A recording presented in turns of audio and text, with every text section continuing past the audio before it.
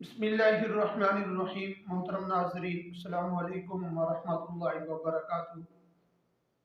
नाजरीन, आज की वीडियो के अंदर मैं आपके सामने एक बड़ा अहम बात जिक्र करने वाला हूँ और बड़ा ही अहम सवाल है और उसका जवाब बड़ी तफसील के साथ जिक्र करूँगा। वीडियो को शुरू करने से पहले अगर आप हमारे YouTube चैनल पर पहली मर्तबा आए हुए हैं तो आप हमारे चैनल को सब्सक्राइब करें और साथ ही लगे बेल आइकन को प्रेस कर दें। इस तरह की वीडियो का नोटिफिकेशन आप तक पहुंचता रहे। मोहतरम नाजरीन, इस सवाल का जवाब जिक्र करने से पहले चंद ही बातें आप सुन लें। पहली बात तो यह है कि हम इस वीडियो के बनाने के कायल नहीं थे और दोस्तों का बड़ा ही इसरार था, जिसकी वजह से हम इस वीडियो को बना रहे हैं और आपके सामने इस बात को जिक्र करूंगा। और दूसरी बात यह है कि हमारा अपना चैनल है ख्वाबों की ताबीर। उन पर हम ख्वाबों की ताबीर जिक्र करते हैं और साथ ही हम ऑनलाइन कुरान मजीद, हिफ्ज़ नाज़रा या कोई साथी अगर दीनी मसाइल पढ़ना चाहे या नमाज सीखना चाहे हम वो भी सिखाते हैं।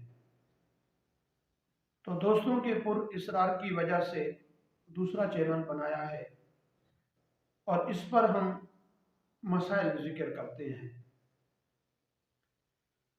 और एक दोस्त का सवाल ये था कि मैं घर से बाहर रहता हूँ और कुछ दिनों के लिए घर वापस आया तो अपनी बीवी के तासुरात या प्यार और मोहब्बत देखी तो मुझे ऐसा महसूस हुआ कि मेरी बीवी मुझसे नफरत करती है और मेरे घर वालों ने भी मुझे यही बात बताई कि आपके बीवी जो है ना, वो उठना बैठना अच्छा नहीं है। मैंने कुछ दिनों के लिए उनकी निगरानी की, वही बात मैंने पाई जो मेरे माँ बाप मुझे कहते थे। फिर मैंने उससे वजह पूछी। मेरी बीवी कहने लगी, उससे जो लज्जत महसूस होती है आपसे नहीं होती, यानी आपकी शर्मगाह छोटी है। तो उस दोस्त का सवाल ये था कि शर्मगाह कितनी लंबी होनी चाहिए इंसान की। तो इंसान की शर्मगाह 3 इंच लंबी होनी चाहिए और उसके अंदर मोटापेपन का कोई हर्ज नहीं। और औरत को जो लज्जत महसूस होती है उसके शुरू वाली जगह पर अल्लाह तबारक व तआला ने कोई ऐसी ही राग रखी है या ऐसी जगह रखी है जहां पर उनको लज्जत महसूस होती है।